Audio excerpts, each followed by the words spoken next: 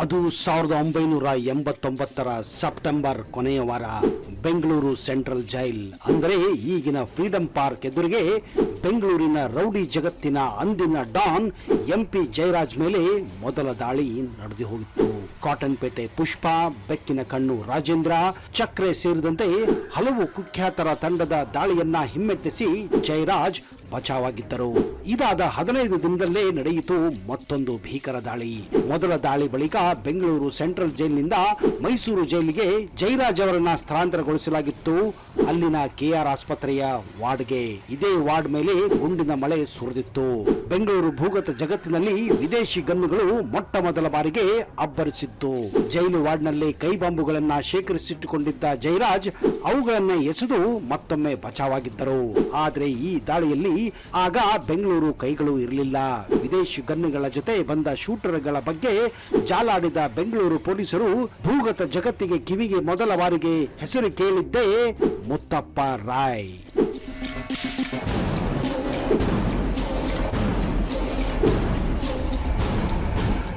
ಮುತ್ತಪ್ಪ ರಾಯ್ ಪೂರ್ತಿ ಹೆಸರು ನೆತ್ತಲ ಮುತ್ತಪ್ಪ ರಾಯ್ ದೆರ್ಲಾ. ಮುತ್ತಪ್ಪ ರಾಯ್ ಕರ್ನಾಟಕದ ಪುತ್ತೂರಿನಲ್ಲಿ ತುಳು ಮಾತನಾಡುವ ಬಂಟ ಕುಟುಂಬದಲ್ಲಿ ನೆತ್ತಲ ನಾರಾಯಣ ರಾಯ್ ಮತ್ತು ಸುಶೀಲಾ ರಾಯ್ ದಂಪತಿಗಳಿಗೆ 2ನೇ ಮೇ 1952ರಲ್ಲಿ ಜನಿಸುತ್ತಾರೆ. ಅವರು ರೇಖಾ ಅವರನ್ನ ವಿವಾಹ ಆಗುತ್ತಾರೆ. ಅವರಿಗೆ 2 ಗಂಡು ಮಕ್ಕಳು ಕೂಡ ಇರುತ್ತಾರೆ. ಅವರ ಪತ್ನಿ ರೇಖಾ 2013ರಲ್ಲಿ ಸಿಂಗಾಪುರದ ಮೌಂಟ್ ಎಲಿಜಬೆತ್ ಆಸ್ಪತ್ರೆಯಲ್ಲಿ ಕೊನೆಯ ಉಸಿರೆಳೆದಿದ್ದರು. ರೈ 2011ರಲ್ಲಿ ತುಳು ಚಲನಚಿತ್ರ ಕಾಂಚಿಲ್ಡ ಬಾಲೆಯಲ್ಲಿ ಕಾಣಿಸಿಕೊಂಡಿದ್ದರು. ವಿಜಯ ಬ್ಯಾಂಕ್ನಲ್ಲಿ ಒಬ್ಬ ಮಾಮೂಲಿ ಗುಮಾಸ್ತನಾಗಿ ವೃತ್ತಿ ಜೀವನವನ್ನ ಆರಂಭಿಸಿದ್ದ ಮುತ್ತಪ್ಪ ರಾಯ್ 1980ರ ದಶಕದಲ್ಲಿ ಭೂಗತ ಜಗತ್ತಿನ ದಾಳಿಯಿಂದ ತನ್ನ ವ್ಯವಹಾರವಾದಂತಹ ಬಾರ್ ಮತ್ತು ರೆಸ್ಟೋರೆಂಟ್ ಅನ್ನ ರಕ್ಷಿಸಿಕೊಳ್ಳಲು ಆಕಸ್ಮಿಕವಾಗಿ ಬೆಂಗಳೂರಿನ ಅಪರಾಧ ಜೀವನಕ್ಕೆ ಎಂಟ್ರಿ ಕೊಡುತ್ತಾರೆ. ಆಗ ಬೆಂಗಳೂರಿನಲ್ಲಿ ಕ್ಯಾಬರೆ ಡ್ಯಾನ್ಸುಗಳದೇ ದರಬಾರು. ಅವುಗಳಲ್ಲಿ ಪ್ರಖ್ಯಾತವಾಗಿದ್ದು ಉಮರ್ ಖಯ್ಯಾಮ್ ಹೆಸರಿನ ಡ್ಯಾನ್ಸ್ ಬಾರ್. ಈ ಬಾರಿನ 4 ಮಂದಿ ಪಾಲುದಾರರಲ್ಲಿ ಮುತ್ತಪ್ಪ ರಾಯ್ ಕೂಡ ಒಬ್ಬರಾಗಿದ್ದರು ಎನ್ನುವುದನ್ನ ಜಯರಾಜ್ ಸಹಚಕರು ಪತ್ತೆ ಹಚ್ಚಿದ್ದರು. ದೇಶ ವಿದೇಶಗಳಿಂದ ಬಂದಂತಹ ಸಾಕಷ್ಟು ಕ್ಯಾಬರೆ ನರ್ತಕಿಯರು ಇರುತ್ತಿದ್ದು ಬೆಂಗಳೂರು ರಸ್ತೆಯಲ್ಲಿನ ರೋಸಿ ಗೆಸ್ಟ್ ಹೌಸ್ ನಲ್ಲಿ. ಇದೇ ಗೆಸ್ಟ್ ಹೌಸ್ ನೋಡಿ ಮುತ್ತಪ್ಪ ರಾಯ್ನ ವಿಳಾಸವೂ ಆಗಿತ್ತು. ಮುಂಬೈನ ಶೂಟರ್ಗಳು, ವಿದೇಶಿ ಗನ್ನುಗಳು ಬೆಂಗಳೂರಿಗೆ ಬರಲು ಕಾರಣವಾಗಿದ್ದು ಇದೇ ಮುತ್ತಪ್ಪ ರಾಯ್. ಆದ್ರೆ ರೈ ಬೆನ್ನಿಗೆ ಇದ್ದಿದ್ದು oil Kumar alias boot house Kumar. ಈಗಿನ ರೌಡಿಗಳ ಜಗತ್ತಿಗೆ ರಿಯಲ್ ಎಸ್ಟೇಟ್ ಹಣದ ಮೂಲ ಆಗಿರುತ್ತೋ ಅದೇ ರೀತಿ 1980 ಹಾಗೂ 90ರ ದಶಕದಲ್ಲಿ ಆಯಿಲ್ ದಂಧೆ ರೌಡಿ ಜಗತ್ತಿನ ಹಣದ ಮೂಲವಾಗಿತ್ತು. ಕರ್ನಾಟಕ ಮತ್ತು ತಮಿಳುನಾಡಿನ ಆಯಿಲ್ ಮಾಫಿಯಾದ ನಿಯಂತ್ರಣ ಇದ್ದಿದ್ದು ಇದೇ ಆಯಿಲ್ ಕುಮಾರ್ ಕೈಯಲ್ಲಿ. ಈತ ರೌಡಿ ಅಲ್ಲದಿದ್ದರೂ ಹಣ ಬಲದಿಂದ ರೌಡಿ ಜಗತ್ತನ್ನ ಹಾವಿನಂತೆ ಆಡಿಸುತ್ತಿದ್ದ. ಈ ಆಯಿಲ್ ಕುಮಾರ್ ಮೇಲೆ ಜಯರಾಜನ ಕಣ್ಣಿತ್ತು.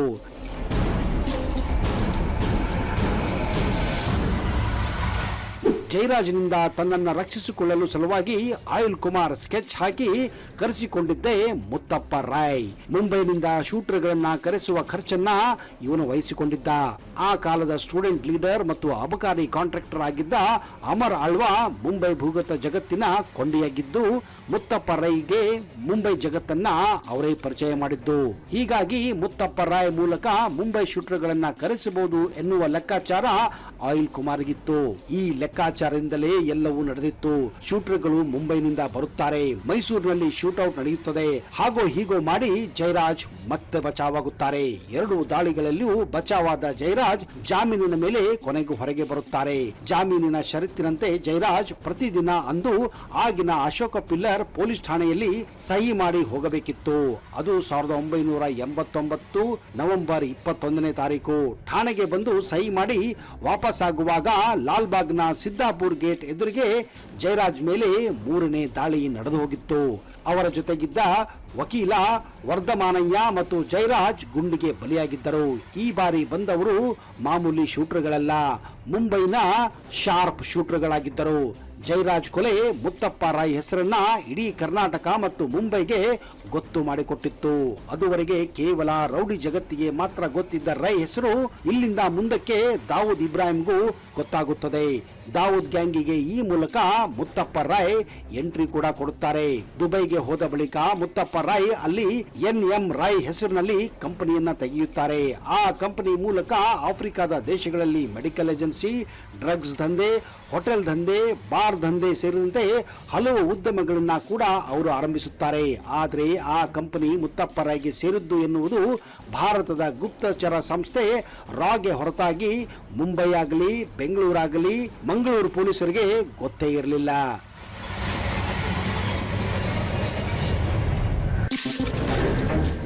ಒಂದು ಕಡೆ ಉದ್ಯಮಿ ಆಗಿರುವಾಗಲೇ ಮತ್ತೊಂದು ಕಡೆ ದಾವೂದ್ ಗ್ಯಾಂಗ್ನಲ್ಲಿ ಸಕ್ರಿಯರಾಗಿದ್ದ ರೈ ಬೆಂಗಳೂರು ಭೂಗತ ಜಗತ್ತಿನ ಮೇಲೆ ಹಿಡಿತ ಪಡೆಯಲು ನಿರಂತರ ಪ್ರಯತ್ನ ನಡೆಸುತ್ತಾನೆ ಇದ್ದರು.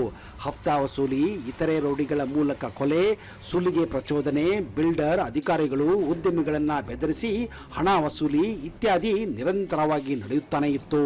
ಬೆಂಗಳೂರು, ಮಂಗಳೂರು, ಧಾರವಾಡ, ಮುಂಬೈ ಪೊಲೀಸರು ಈ ಪ್ರಕರಣಗಳನ್ನ ದಾಖಲಿಸುತ್ತಾನೆ ಇದ್ದರು. ಆದರೆ 1993ರಲ್ಲಿ ನಡೆದ ಮುಂಬೈ ಸ್ಫೋಟ ಭಾರತೀಯ ಭೂಗತ ಜಗತ್ತಿನ ಚಿತ್ರಣ ಮತ್ತು ಹೊಂದಾಣಿಕೆಗಳನ್ನೇ ಬುಡಮೇಲೆ ಮಾಡಿತ್ತು. ದಾವೂದ್ ಡಾನ್ ಪಟ್ಟದಿಂದ ಭಯೋತ್ಪಾದಕನಾಗಿ ಮಾರ್ಪಡಿಸಲ್ಪಟ್ಟಿದ್ದ. ಅದುವರೆಗೆ ದಾವೂದ್ ಜೊತೆಗಿದ್ದ ಮತ್ತೊಬ್ಬ ಡಾನ್ ಛೋಟಾ ರಾಜನ್ ಉಲ್ಟಾ ಹೊಡೆದು ದಾವೂದ್ ವಿರುದ್ಧ ತೊಡೆತಟ್ಟಿದ್ದ. ಮುಂಬೈನಲ್ಲಿ ದಾವೂದ್ ಸಹಚಕರು ಮತ್ತು ಮಾಹಿತಿದಾರರನ್ನು ಒಂದು ಕಡೆಯಿಂದ ರಾಷ್ಟ್ರೀಯ ತನಿಖಾ ದಳ ಅಧಿಕಾರಿಗಳು, ಮತ್ತೊಂದು ದಿಕ್ಕಿನಿಂದ ಛೋಟಾ ರಾಜನ್ ಗ್ಯಾಂಗ್ ಬೇಟೆಯಾಡಲು ತೊಡಗಿತ್ತು. ಬ್ಯಾಂಕಾಕ್ ಮತ್ತು ಸಿಂಗಾಪುರ್ನಲ್ಲಿದ್ದುಕೊಂಡು ದಾವೂದ್ ಗ್ಯಾಂಗಿನ ನಿದ್ದೆಗೆಡಿಸಿದ್ದ ಛೋಟಾ ರಾಜನ್ ಬಲಗೈ ಬಂಟ ಆಗಿದ್ದವನೇ ಈ ಮಂಗಳೂರಿನ ಮುತ್ತಪ್ಪ ರಾಯ್. ಈತನ ಜೊತೆಗೆ ಸಂಪರ್ಕ ಬೆಳೆಸಿದ್ದ ಮುತ್ತಪ್ಪ ರಾಯ್ ಛೋಟಾ ರಾಜನ್ ಅಡುಗುತಾಣಗಳನ್ನ ಪತ್ತೆ ಹಚ್ಚಿ ಆ ಮಾಹಿತಿಯನ್ನ ಶರತ್ ಶೆಟ್ಟಿಯ ಮೂಲಕ ದಾವೂದ್ಗೆ ರವಾನಿಸುತ್ತಿದ್ದರು. ರೈ ಕೊಟ್ಟ ಮಾಹಿತಿ ಆಧರಿಸಿ ದಾವೂದ್ ಗ್ಯಾಂಗ್ ಬ್ಯಾಂಕಾಕ್ನಲ್ಲಿ ಛೋಟಾ ರಾಜನ್ ಮೇಲೆ ದಾಳಿ ಕೂಡ ನಡೆಸಿತ್ತು. ಛೋಟಾ ರಾಜನ್ ಸ್ವಲ್ಪದರಲ್ಲೇ ತಪ್ಪಿಸಿಕೊಂಡ.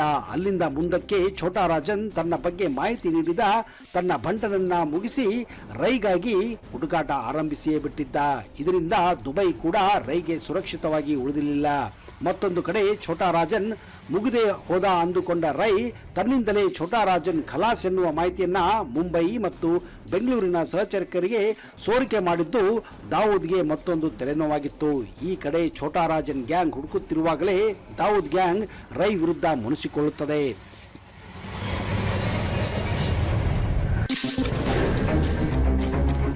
ಇದೇ ವೇಳೆಗೆ ಬೆಂಗಳೂರು ಪೊಲೀಸ್ ಕಮಿಷನರ್ ಆಗಿದ್ದ ಸಾಂಗ್ಲಿಯಾನ ಬಿಲ್ಡರ್ ಸುಬ್ಬರಾಜು ಕೊಲೆಯಲ್ಲಿ ರೈ ಬಂಧಿಸಲು ಹಠ ತೊಟ್ಟು ಇಂಟರ್ಪೋಲ್ ಮೂಲಕ ದುಬೈ ಪೊಲೀಸರ ನೆರವು ಕೋರಿದ್ದರು. ಈ ಸಂಗತಿ ತಿಳಿದ ದಾವೂದ್ ಬಲಗೈ ಬಂಟ ಛೋಟಾ ಶಕೀಲ್ ದುಬೈ ಪೊಲೀಸರಿಗೆ ಮಾಹಿತಿ ಕೊಡುತ್ತಾನೆ. ಮುತ್ತಪ್ಪ ರಾಯ್ ಆಫ್ರಿಕಾದಿಂದ ದುಬೈಗೆ ಬಂದಿದ್ದಾನೆ ಎಂದು ಶಕೀಲ್ ಕೊಟ್ಟ ಸುಳಿವು ಆಧರಿಸಿ ಕೊನೆಗೂ ರೈ ಬಂಧನವಾಗುತ್ತದೆ. ಭಾರತಕ್ಕೆ ಹಸ್ತಾಂತರ ಕೂಡ ಆಗುತ್ತದೆ. ಅಷ್ಟೊತ್ತಿಗೆ ಮುತ್ತಪ್ಪ ರೈಗೂ ಸಹ ಭೂಗತ ಲೋಕದಲ್ಲಿ ಓಡಾಟ ಮಾಡಿ ಸಾಕಾಗಿತ್ತು, ದಣಿವಾಗಿತ್ತು, ಹಣ ಇತ್ತು, ಆದರೆ ನೆಮ್ಮದಿ ಇರಲಿಲ್ಲ, ವಿಶ್ರಾಂತಿ ಕೂಡ ಬೇಕಾಗಿತ್ತು. ದುಬೈನಿಂದ ಬಂಧಿಸಿ ಕರೆತಂದಾಗ ಮುತ್ತಪ್ಪ ರಾಯ್ ಮೇಲೆ ಇದ್ದಿದ್ದು ಬರೋಬ್ಬರಿ 21 ಪ್ರಕರಣಗಳು. ಬಿಲ್ಡರ್ ಸುಬ್ಬರಾಜು ಕೊಲೆ, ಕದಿರನಹಳ್ಳಿ ಕ್ರಾಸ್ನಲ್ಲಿ ನಡೆದ ಶೂಟ್ಔಟ್ ಮತ್ತು ಶ್ರೀನಿವಾಸ್ ಕೊಲೆ ಮುಖ್ಯವಾಗಿದ್ದವು. ಇವೆರಡರಲ್ಲೂ ಸಾಕ್ಷಿಗಳು ಮುತ್ತಪ್ಪ ರಾಯ್ ಪರವಾಗಿ ನಿಂತಿದ್ದರಿಂದ ಶಿಕ್ಷೆಯಿಂದ ಮುತ್ತಪ್ಪ ರಾಯ್ ಬಚಾವಾಗುತ್ತಾರೆ. ಎಲ್ಲಾ ಪ್ರಕರಣಗಳಿಂದ ಮುಕ್ತರಾಗಿ ಹೊರಗೆ ಬಂದು ಜೈ ಕರ್ನಾಟಕ ಸಂಘಟನೆ ಮೂಲಕ ಕನ್ನಡ ಭಾಷೆ, ನೆಲ, ಜಲ ಹೋರಾಟಕ್ಕೆ ಕಾರ್ಯಕರ್ತರನ್ನ ಸಕ್ರಿಯವಾಗಿಗೊಳಿಸಲು ಮುಂದಾಗುತ್ತಾರೆ ಮತ್ತು ಅದರ ಅಧ್ಯಕ್ಷರಾಗುತ್ತಾರೆ. ರಾಜ್ಯಾದ್ಯಂತ ವಿಸ್ತರಿಸಿದ ಸಂಘಟನೆ ಕಾರಣದಿಂದ ಮುಖ್ಯವಾಹಿನಿಯಲ್ಲಿ ಬೆಳೆಯಲು ಮುತ್ತಪ್ಪ ರಾಯ್ಗೆ ಅವಕಾಶ ಕೂಡ ಸಿಗುತ್ತದೆ. ಬದುಕಿನ ಕೊನೆಯ ಕಾಲದಲ್ಲಿ ಒಂಟಿ ಕೋಟೆಯಂತಹ ಮನೆಯಲ್ಲಿ ಬಂದಿಯಾಗಿ ಜೈ ಕರ್ನಾಟಕ ಎಂಬ ಸಂಘಟನೆಯ ಮತ್ತೊಂದು ಸೋಗಿನ ಕೋಟೆಯಲ್ಲಿ ಬೆಚ್ಚಗಿದ್ದ ಮುತ್ತಪ್ಪ ರಾಯ್ ಹೆಜ್ಜೆ ಹೆಜ್ಜೆಗೂ ಸಾವಿನ ಭೀತಿಯಲ್ಲೇ ಬದುಕುತ್ತಿದ್ದುದು ಸುಳ್ಳಲ್ಲ. ಮುತ್ತಪ್ಪ ರಾಯನ್ನು ಬಲಿ ತೆಗೆದುಕೊಂಡ ಕ್ಯಾನ್ಸರ್ ಎಂಬ ವ್ಯಾಧಿ ಬಗೆಗಿನ ಭೀತಿ ಮಾತ್ರವಲ್ಲ, ಆತನದೇ ಪಾತಕ ಬದುಕಿನ ಕರಾಳ ಕುರುಗಳು ಬಿಟ್ಟು ಬಿಡದೆ ಅವನನ್ನ ಕಾಡುತ್ತಿದ್ದವು. ಜನವರಿ 2020ರಲ್ಲಿ ನಡೆದ ಪತ್ರಿಕಾಗೋಷ್ಠಿಯೊಂದರಲ್ಲಿ ಮುತ್ತಪ್ಪ ರಾಯ್ ಅವರೇ ತಮಗೆ ಮೆದುಳಿನ ಕ್ಯಾನ್ಸರ್ನಿಂದ ಬಳಲುತ್ತಿದ್ದೇನೆಂದು ಘೋಷಿಸಿದ್ದರು. ಮುಂದೆ ಕೇವಲ 3-4 ತಿಂಗಳಲ್ಲೇ ಅಂದ್ರೆ ಮೇ 15, 2020ರಂದು ಮೆದುಳಿನ ಕ್ಯಾನ್ಸರ್ನಿಂದ ತಮ್ಮ ಕೊನೆಯ ಉಸಿರಿನೆಳೆಯುತ್ತಾರೆ.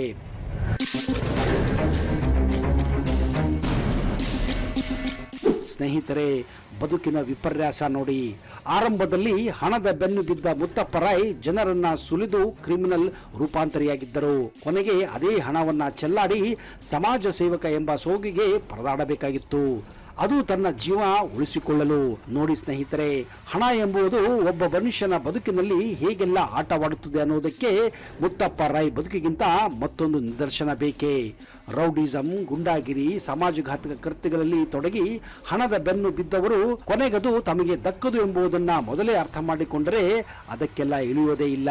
ಸಾವಿನ ಹಾಸಿಗೆಯಲ್ಲಿ ಮುತ್ತಪ್ಪ ರಾಯ್ ಹಪಾಹಪಿಸಿದ್ದು ಹಣಕ್ಕಾಗಿ ಅಲ್ಲ ಸ್ನೇಹಿತರೆ, ಕಿಂಚಿತ್ತು ಕೇವಲ ನೆಮ್ಮದಿಗಾಗಿ. ಅದು ಕೂಡ ಅವರಿಗೆ ದಕ್ಕುವುದಿಲ್ಲ. ಅದುವೇ ನೋಡಿ ಸ್ನೇಹಿತರೆ, ಅದಕ್ಕೆ ಹೇಳೋದು, ಬಿಟ್ಟು ಬಿಡಿ ಈ ರೌಡಿಸಂ, ಬಿಟ್ಟು ಬಿಡಿ ಈ ಗುಂಡಾಗಿರಿ, ಬಿಟ್ಟು ಬಿಡಿ ಸಮಾಜಘಾತುಕ ಕೃತ್ಯಗಳನ್ನ, ನಿಯತ್ತಾಗಿ ಬದುಕಿ ನೆಮ್ಮದಿಯನ್ನ ಪಡೆದುಕೊಳ್ಳಿ ಅನ್ನುತ್ತಾ ಈ ವಿಡಿಯೋನ ಇಲ್ಲಿಗೆ ಮುಗಿಸ್ತಾ ಇದ್ದೀನಿ. ನಿಜಕ್ಕೂ ನಿಮಗೆ ಈ ವಿಡಿಯೋ ನಿಮಗೆ ಇಷ್ಟ ಆಗಿದ್ದರೆ ದಯವಿಟ್ಟು ಇದನ್ನ ಲೈಕ್ ಮಾಡಿ, ಹಾಗೂ ನಿಮ್ಮ ಅನಿಸಿಕೆಗಳನ್ನ ತಪ್ಪದೇ ತಪ್ಪದೇ ತಪ್ಪದೇ ಕಮೆಂಟ್ ಬಾಕ್ಸ್ ಅಲ್ಲಿ ಹಾಕಿ.